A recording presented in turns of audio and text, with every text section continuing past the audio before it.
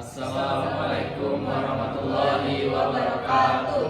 Halo semuanya, kami dari kelompok 5. Di sini kami akan mempresentasikan tentang Introduction to Network, yaitu di modul 4, yang dimana dengan judul Physical Layer. Di sini ada saya Hafiz Rahmat Kurniawan, lalu ada saya Nabil Hasani, saya Alberto Satria Dipolo, Saya Bella Sari, saya Davina Anissa. saya Muhammad Nizar. untuk materi pertama yaitu Purpose of the Physical Layer akan dijelaskan oleh saudara Nabil. Nantinya dipersilakan.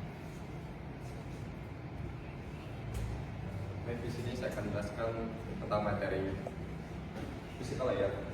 Physical layer itu merupakan lapisan pertama dalam motion layer. Dalam motion layer, ini adalah fondasi dari semua komunikasi data.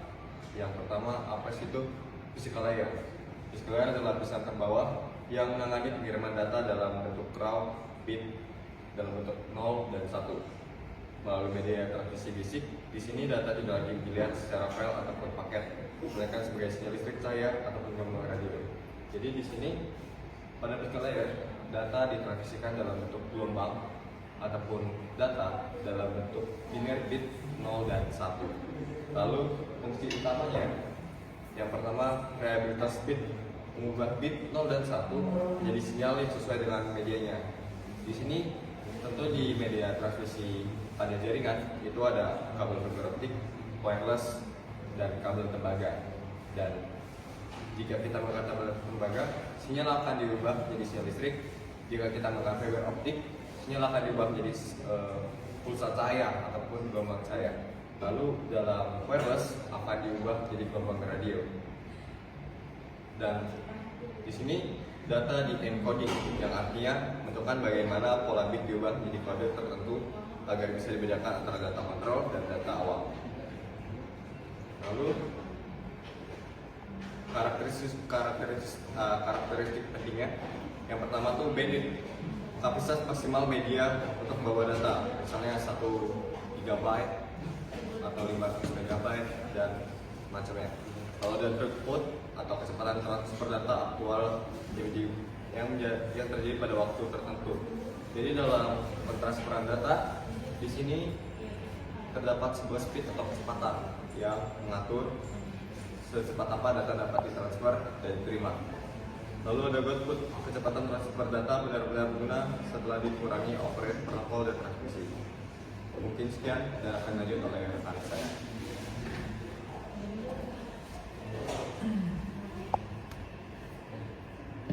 Di sini saya akan menjelaskan topik kedua physical layer karakteristik, di mana tujuan utamanya itu mengirimkan bit melalui media jaringan, mengubah data digital dari data layer menjadi sinyal atau listrik, cahaya, dan radio. Yang kedua, 3 fungsi utama yaitu physical components, yaitu perangkat keras fisik, kabel, konektor atau NC. Yang kedua itu ada encoding, di mana encoding itu adalah pola bit atau 0 dan 1 diubah menjadi format yang bisa dikenal. Contohnya itu Manchester encoding. Yang ketiga itu ada signaling, yaitu cara sinyal listrik atau cahaya merepresentasikan bit pada media. Dimana yang ketiga itu ada bandwidth, throughput, dan output. Dimana yaitu yang pertama itu ada bandwidth, yaitu kapasitas maksimal media atau kecepatan. Ada throughput, dimana yaitu kecepatan transfer dan aktual atau kenyataan di lapangan. Ada juga output, kecepatan data bersih sampai ke aplikasi tanpa overhead. Nah, yang keempat itu ada copper atau tembaga, di mana menggunakan pulsa elektrik murah dan rentan gangguan. Yang kedua ada fiber optik, menggunakan pulsa cahaya, sangat cepat, jarak jauh, tahan gangguan. Yang ketiga ada wireless, di mana yaitu menggunakan gelombang radio seperti fleksibel tapi rawan interferensi. Dan yang terakhir itu tethers.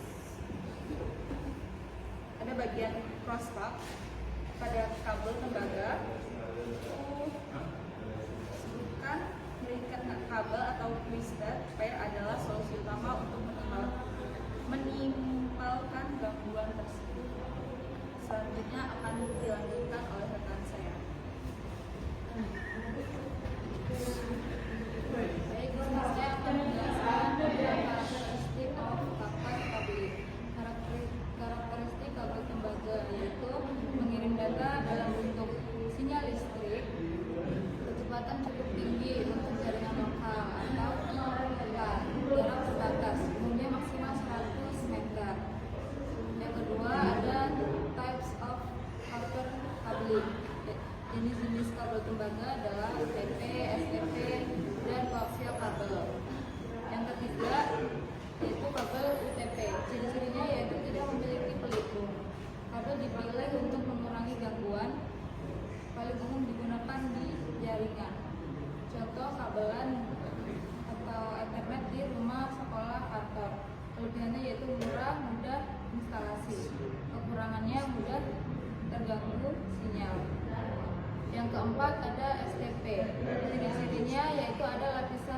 gantung, koil atau anyaman.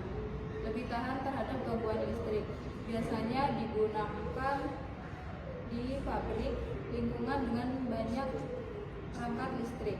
Kelebihannya yaitu minim gangguan, kekurangannya lebih mahal, instalasi lebih sulit. Dan yang terakhir ada koaksial kabel. Ciri-cirinya yaitu inti tembaga di tengah, dilindungi oleh lapisan isolator dan pelindung logam, lebih kuat terhadap gangguan. Digunakan untuk TV kabel, internet generasi lama. Kelebihannya yaitu tahan gangguan, jangkauan lebih jauh dari UTP. Kekurangannya lebih tebal dan kurang fleksibel. Baik, selanjutnya akan dijelaskan oleh rekan saya. Materi selanjutnya yaitu kabel UTP. Itu adalah kabel jaringan yang paling sering digunakan pada jaringan LAN. Kabel ini terdiri dari 4 pasang kabel tembaga yang dipilih dan dibungkus lapisan plastik. Jadi fungsi kabel UTP itu untuk menghubungkan perangkat jaringan, mengirim data antar perangkat, dan digunakan pada komputer switch, router, dan access point. Jadi kelebihan kabel UTP ini yang pertama itu ada harga lebih murah, lebih mudah dipasang, fleksibel, mudah ditemukan, cocok untuk jaringan lokal LAN. Cara kerja kabel UTP itu, kabel di dalam UTP dipilih untuk mengurangi gangguan sinyal seperti EMI atau Electronic Magnetical Interference. Tujuannya agar koneksi jaringan lebih stabil. Jadi kategori kabel UTP itu ada, yang pertama ada Cat 3 yaitu untuk kecepatan untuk telepon. Yang kedua ada Cat 5, itu kecepatannya sampai 100 Mbps. Dan Cat 5e itu kecepatannya sampai 1000 Mbps. Terusnya ada Cat 6, itu kecepatannya hingga 10 GB. Lanjut, konektor kabel UTP. Kabel UTP menggunakan konektor RJ45 untuk menghubungkan kabel ke perangkat jaringan. Standar susunan kabel itu yang pertama itu T568A.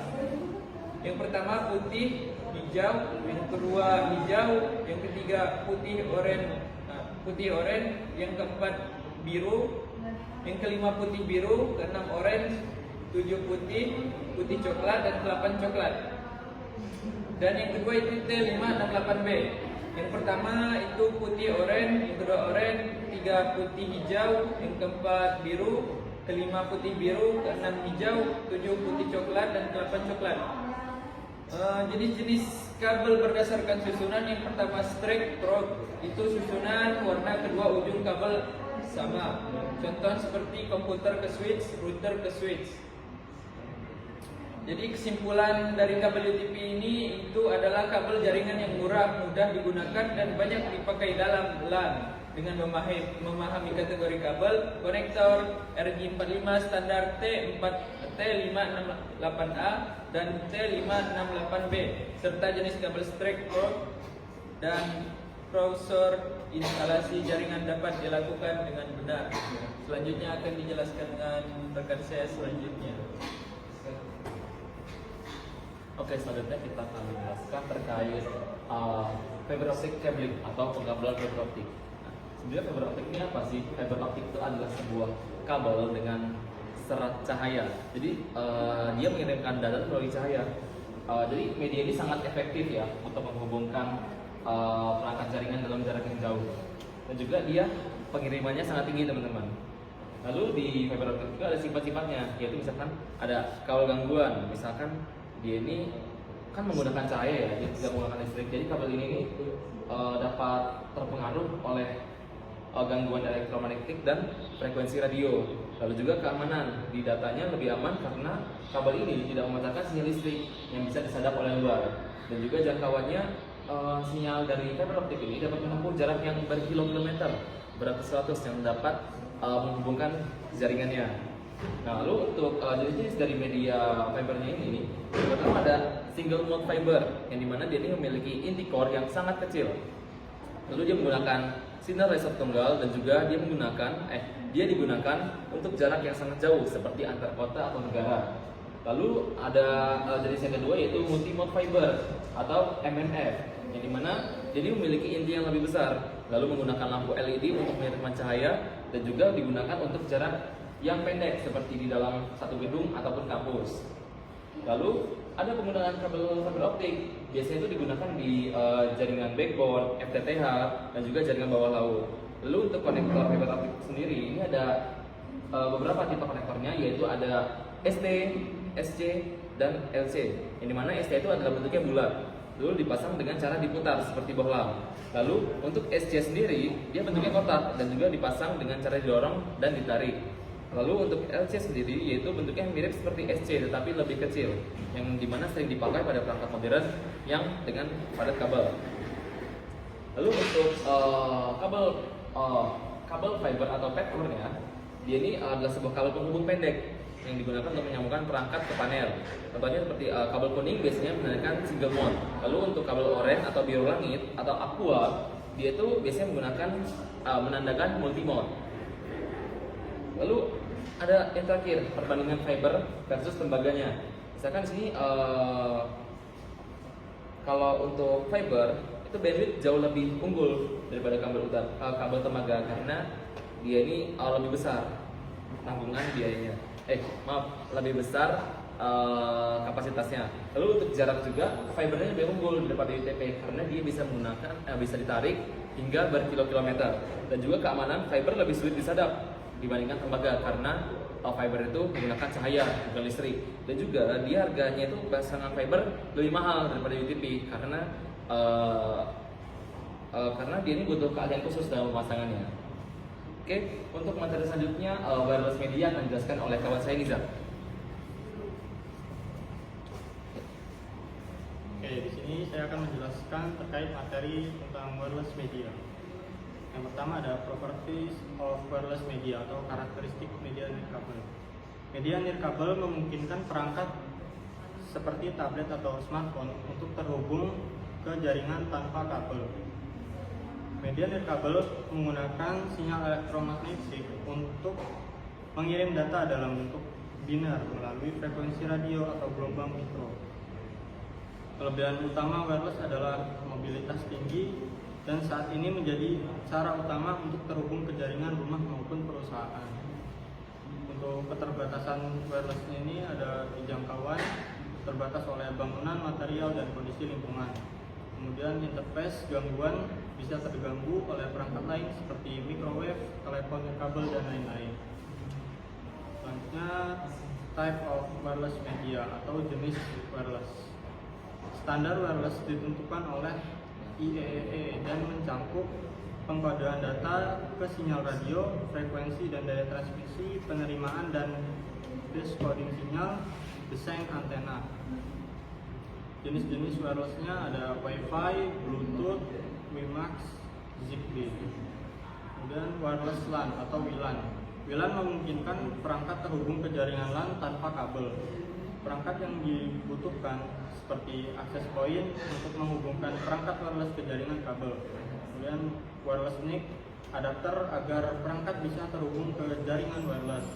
Keuntungannya seperti hemat biaya dan fleksibel, namun harus memperhatikan keamanan jaringan agar tidak mudah disusupi. Materi selanjutnya paket tracer, connector, dan wireless LAN. Dalam simulasi paket tracer, kita akan mempelajari seperti memilih kabel yang tepat, menghubungkan perangkat jaringan, dan melihat konfigurasi jaringan. Dan praktikum dan wireless NIC. Tujuan dari praktikum ini adalah mengidentifikasi dan menggunakan NIC atau Network Interface Card, menggunakan ikon jaringan di sistem.